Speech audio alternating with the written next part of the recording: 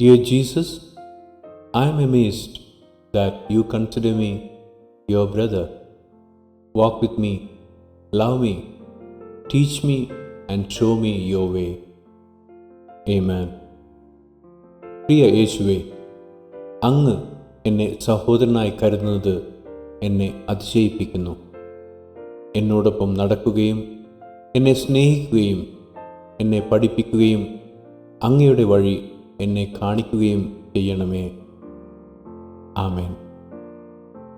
1 John 5:4. For everyone born of God overcomes the world.